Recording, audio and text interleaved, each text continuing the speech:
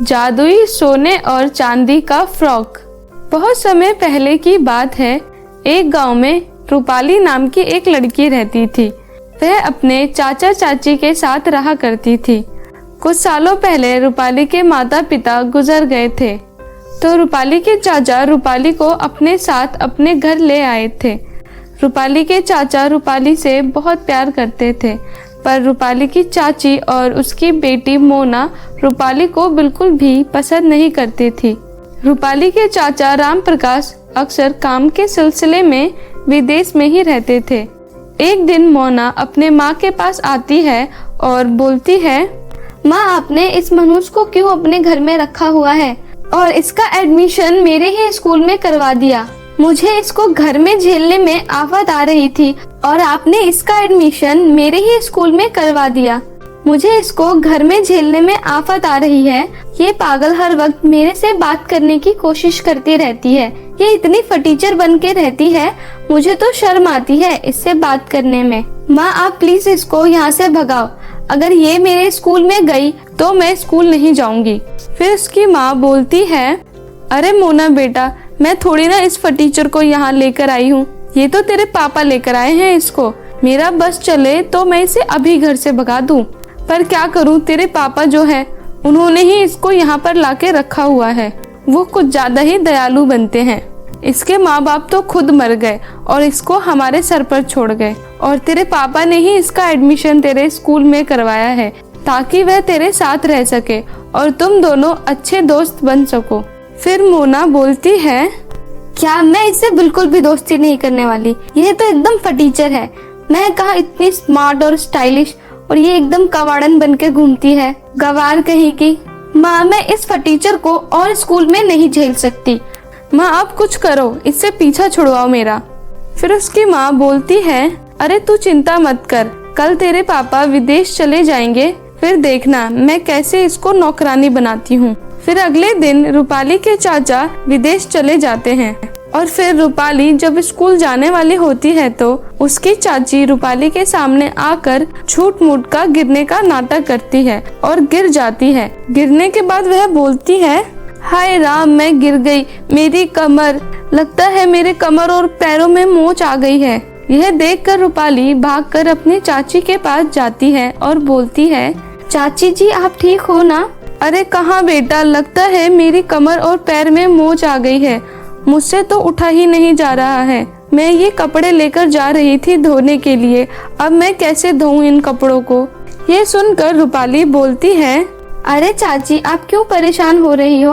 आपको बहुत तेज चोट लगी है, आप आराम करो, ये कपड़े मैं धो देती हूँ। फिर उसकी चाची झूठ मूठ का नाटक करते हुए बोलती है, अरे नहीं नहीं बेटा, तू क्यों धोएगी, तुझे तो स्कूल जाना है ना। फिर रूपाली बोलती है, कोई बात नहीं चाची जी, आज मैं छुट्टी कर लेती हूँ, कल चली जाऊंगी। फिर उसकी चाची बोलती है, ओ मेरी बच्ची, तू कितनी अच्छी है, मुझे खुशी है कि तू हमारे घर में आई है। चल अब मुझे उठाकर सोफे पे बिठा दे और तू इन कपड़ों को धो दे, और कुछ बाथरूम में भी कपड़े होंगे उन्हें भी धो दियो। और बेटा, तू इतना काम कर ही रही है तो किचन में कुछ बर्तन भी होंगे तो उन्हें भी धो दियो। फिर रूपाली बोलती है, ठीक है चाची जी, मैं सारा काम कर दूंगी, आप परेशान मत होइए, आप यहाँ सोफे पे बैठ जाइए। फिर रूपाली अपनी चाची को सोफे पर बैठाकर काम करने के लिए चली जाती है।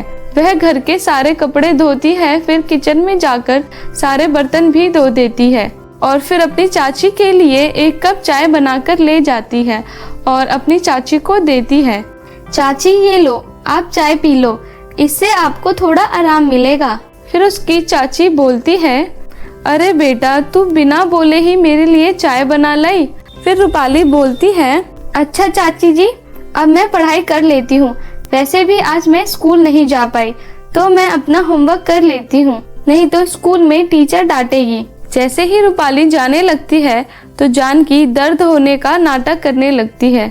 अरे मेरी कमर, रूपाली, मुझसे तो आज उठा ही नहीं जा रहा, मेरे कमर में बहुत जोर से दर्द हो रहा है, लगता है मुझसे आज रात का खाना नहीं बन पाएगा। ऐसा कर बेटा, आज तू ही रात का खाना बना दे। पर कोई बात नहीं, छोड़ दे, तुझे तो होमवर्क करना है ना। फिर रूपाली बोलती है, नहीं चाची, कोई बात नहीं, मैं खाना बना देती हूँ। मैं अपना होमवर्क कल कर लूंगी। आपको थोड़ी रेस्ट करने की जरूरत है, आपका दर्द अभी खत्म नहीं हुआ है। फिर रूपाली खाना बनाने के लिए किचन में चली जाती है और उसकी चाची मन ही मन सोचती है, चलो आज तो मैं इस मनोज को रोकने में कामयाब हो गई। इसी तरह इसको हमेशा काम में लगाकर इसका स्कूल छुड़वा दूंगी ताकि मेरी बेटी आराम से स्कूल में पढ़ सके और उसे इस टीचर का चेहरा ना देखना पड़े। जानकी अपने दर्द का बहाना बनाकर कई दिनों तक रूपाली को स्कूल जाने से रोक देती है। फिर एक दिन रूपाली अपनी चाची के पास जाती है और बोलती है, चाची अब तो आप ठीक हो गई हो ना, अब मैं स्कूल जा सकती हूँ। अगर मैंने स्कूल की ज्यादा दिनों तक छुट्टी की तो मेरी स्कूल की टीचर मेरा स्कूल से नाम काट देगी, तो अब मैं स्कूल जाती हूँ। रूपाली जैसे ही स्कूल जाने लगती है उसकी चाची उसे रोक कर बोलती है, तू घर से कहीं नहीं जाएगी और स्कूल तो बिल्कुल भी नहीं जाएगी। मैं तो चाहती हूँ कि तेरा स्कूल से नाम कट जाए। फिर रूपाली बोलती है, चाची जी आप ये क्या बोल रही हो? हाँ तूने सही सुना। इतना बोलकर उसकी चाची उसका स्कूल का बैग छीन लेती है और फेंक देती है और बोलती है, सुन लड़की, अगर तुझे इस घर में रहना है तो तू वही करेगी जो मैं कहूँगी। अगर तूने ऐसा नहीं किया तो मैं तुझे मार मार कर तेरी हड्डी पसली एक कर दूंगी। ये सब सुनकर रूपाली अपनी चाची से बहुत डर जाती है और घर का सारा काम करने लगती है।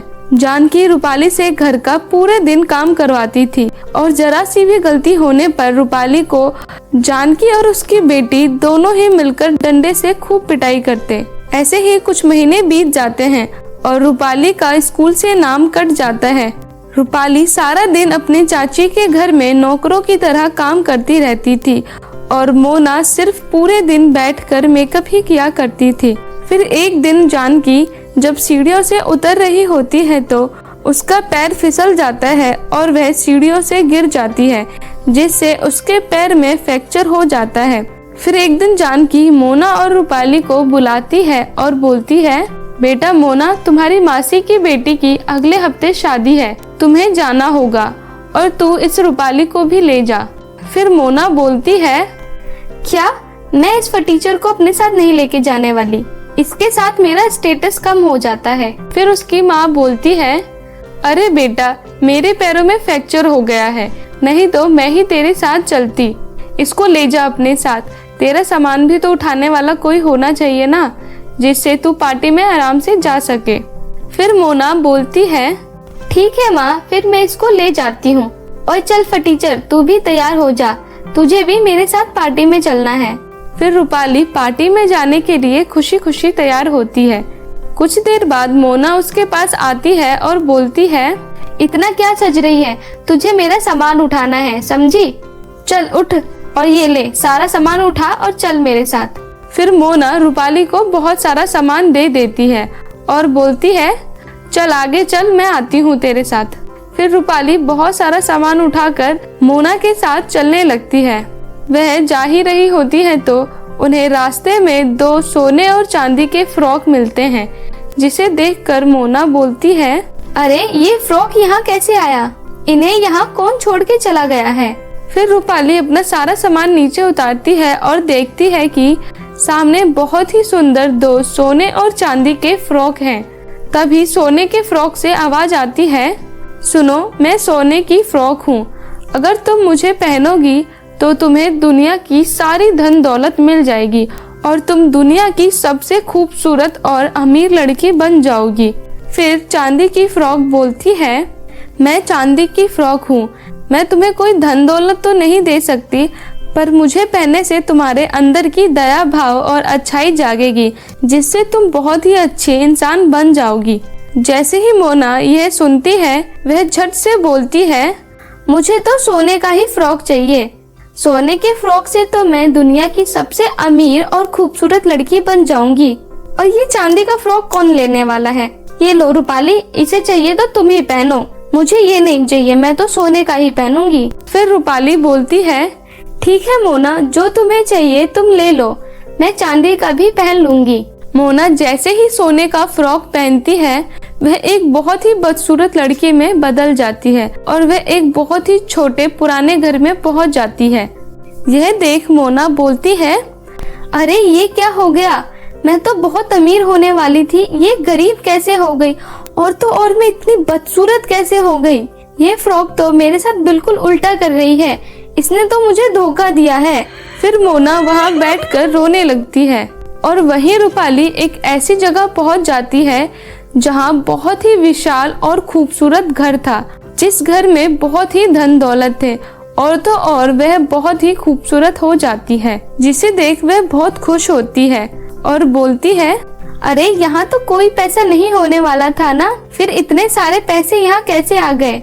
तभी रूपाली को मोना की भी याद आती है और वह फ्रॉक से पूछती है, फ्रॉक, मेरी बहन मोना कहाँ गई? फिर जादुई फ्रॉक रूपाली को बताती है, तुम्हारी बहन को लालच करने की सजा मिली है, उसने जो भी मांगा है उसका उल्टा उसे मिला है। अब वह एक ऐसे घर में है जहाँ पर कोई भी सुख सुविधा नहीं है। अब उसे पता चलेगा लालच करने का क्या परिणाम होता है। फिर रूपाली बोलती है, नहीं, आप मोना को यहाँ लेकर आओ, वह मेरी बहन है, उसे मैं ऐसे नहीं छोड़ सकती हूँ। मैं अगर ऐसे घर गई तो मैं अपने चाची जी को क्या जवाब दूंगी? पर रूपाली, अगर हमने तुम्हारी बहन को यहाँ बुलाया तो तुम फिर से वैसी ही हो जाओगी जैसे तुम पहले थी और तुम्हारी चांदी का फ्रॉक छिन जाएगा। फिर रूपाली बोलती है, मुझे नहीं चाहिए ये फ्रॉक, आप ही रख लीजिए, मुझे बस मेरी बहन चाहिए, आप प्लीज मुझे मेरी बहन के पास लेके चलो। फिर जादुई फ्रॉक अपने जादू से रूपाली को मोना के पास ले जाता है। मोना को देख रूपाली बोलती है, मोना चलो, मैं तुम्हें लेने आई हूँ यहाँ से। फिर रूपाली सोने के फ्रॉक से बोलती है, सोने की जादुई फ्रॉक, आप मेरी बहन को माफ कर दीजिए, उससे गलती हो गई है, अब वह कभी भी लालच नहीं करेगी, आप प्लीज उसे माफ कर दो। फिर सोने की फ्रॉक बोलती है, रूपाली, मैं तुम्हारी वजह से तुम्हारी बहन को माफ करती हूँ। फिर रूपाली और मोना उसी जगह पर पहुँच जाती हैं जहाँ वह दोनों पहले थी और मोना भी पहले जैसे ही ठीक हो जाती है। मोना को भी अपनी गलती का एहसास होता है। फिर वह रूपाली को बोलती है, रूपाली, मुझे माफ कर दो, मैंने कभी भी तुम्हें अपनी बहन नहीं माना, हमेशा तुमसे नफरत की, मुझे तुम बिल्कुल पसंद नहीं आती थी, जिसकी वजह से मैंने तुम्हें बहुत परेशान भी किया, मेरी ही वजह से तुम्हारा स्कूल भी छूट गया, तुम मुझे माफ कर दो। फिर रूपाली बोलती है, कोई बात नहीं मोना, मैं तुम्हें माफ करती हूँ, वह सब तो पुरानी बात है, तुम उसे भूल जाओ, क्योंकि मैं भी उसे भूल चुकी हूँ। फिर वह दोनों वहाँ से चली जाती हैं।